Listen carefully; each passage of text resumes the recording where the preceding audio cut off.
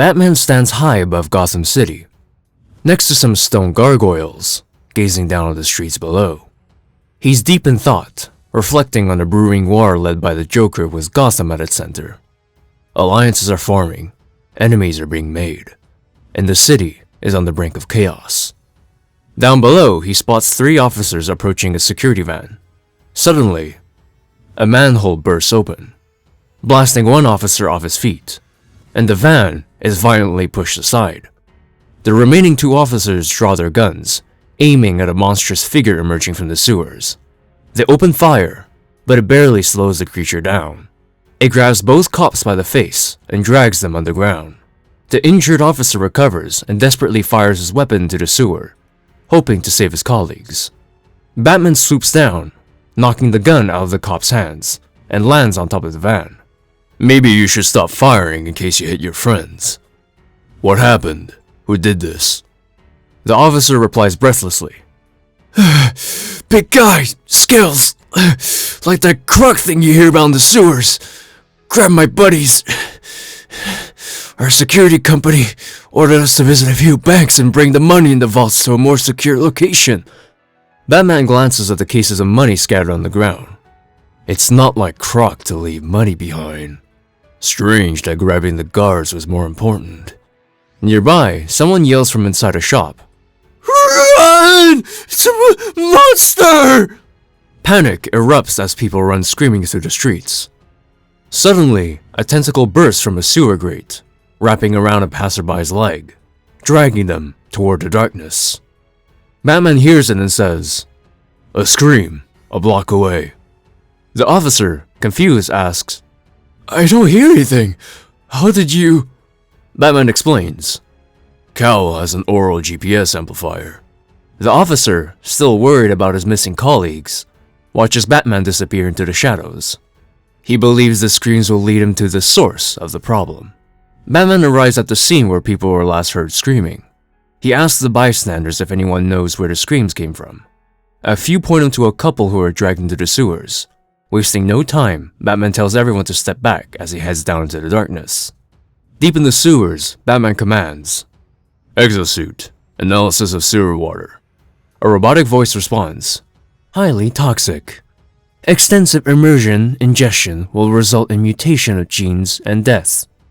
Without missing a beat, Batman switches on his infrared vision. Guided by the sounds and his enhanced sight, he races through the murky water. He finally arrives in a dimly lit chamber, exactly where he needs to be. The figure there is none other than Killer Croc. Croc grins and greets him. "Hello, Batman.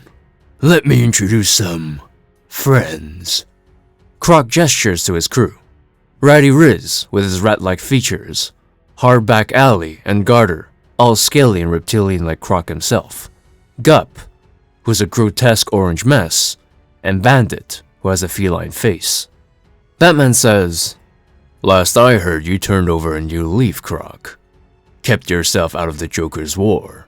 Croc then explains, "Well, Bats, I turned that leaf over again after that clown soldier ended up putting a hurt on my part of the city, and the hotel that was mine.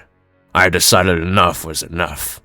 I came back down here where monsters are born, where monsters dwell. Thanks to a hell of a lot of this toxic sludge I've siphoned off and stashed away, I've decided to create my own monster town down here in the shadows, while the pasty-faced clown fights his war, where hopefully we'll be left alone, or else."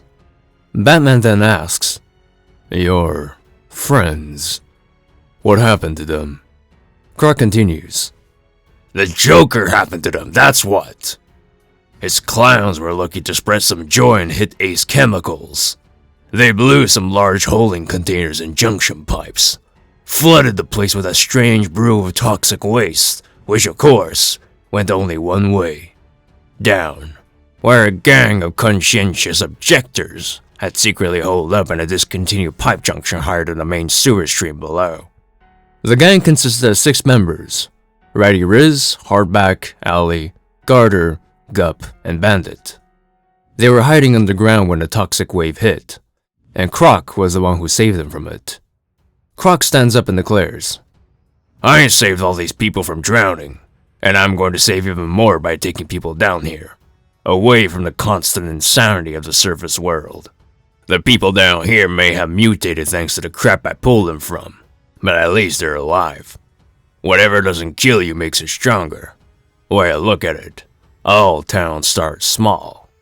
Once this war ends, I'll build and establish my town with whoever I want, using Ace Chemicals' residual water I've collected, and making sure everyone I grab gets a nice long drink, so they can blend in down here and not feel out of place. Batman interrupts, challenging him. What if I told you you're building on death, Croc? And what if I said I sampled the water when I jumped down here, and you're basically killing anyone else you abduct if you expose them to that toxic sludge that's running all over the place? Croc refuses to believe it, and shouts at his gang to kill Batman. Hardback yells, "If our mayor wants him dead, murderize him!" The gang opens fire, but Batman quickly puts on a breathing mask and dives into the toxic liquid. He knows he can't stay submerged for long, so he moves as fast as he can. Croc tells his gang to stop shooting and scan the red murky fluid for Batman, but it's hard to see anything. Croc grumbles, "He can't hold his breath forever. Gotta come up at some..." Batman suddenly emerges, catching the gang off guard and electrocuting them with a surprise attack. Croc growls, "Batman, you put me down, I'll let you take us in.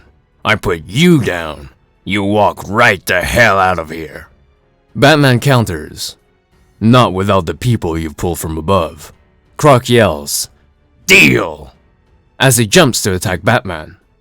The two engage in a fierce fight, exchanging punches and kicks in the deadly red water. Batman ultimately delivers a decisive blow, taking Croc down. Later, at Arkham, Batman surveys them, each locked in their own cell.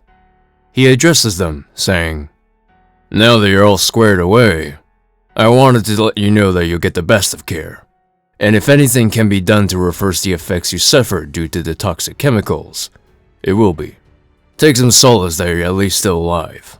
Batman then asks for Cell 524 to be opened, where Killer Croc is being held. He steps inside, and the two exchange words.